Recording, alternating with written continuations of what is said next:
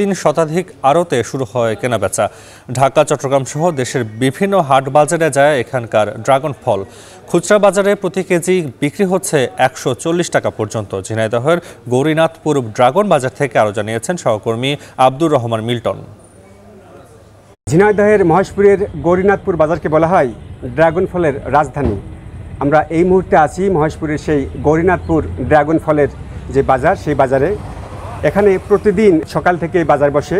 সপ্তাহের 7 দিনেই কিন্তু এখানে এই ড্রাগন ফল বিক্রি হয়। শুরুতে কিন্তু ড্রাগন ফলের দাম কিছুটা কম রয়েছে, ক্রেতাদের নাগালের মধ্যে রয়েছে এই ড্রাগন ফল।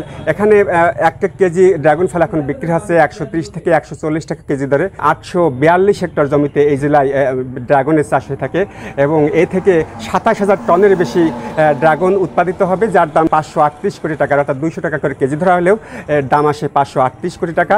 এবং এখানে 1 টন ড্রাগন বিক্রি হয় 2 লাখ টাকার উপরে এবং 1 হেক্টর জমিতে 32 টনেরও বেশি ড্রাগন এখান থেকে উৎপাদিত হয়। কৃষকদের সাথে আমরা কথা বলে জেনেছি যেটা যে মধ্যস্বত্বভোগীদের কোনো দৌরাত্ম্য ছাড়াই কিন্তু সরাসরি ঢাকার ব্যবসায়ীদের কাছে বিক্রি করতে পারছে। মূল দামটি কিন্তু কৃষকরা এই মুহূর্তে পাচ্ছে। এই ছিল ঝিনাইদহের মহেশপুরের গৌরীনাথপুর বাজার থেকে ড্রাগনের ফলের কেনাবেচা এবং ড্রাগন নিয়ে সর্বশেষ খবরাখবর।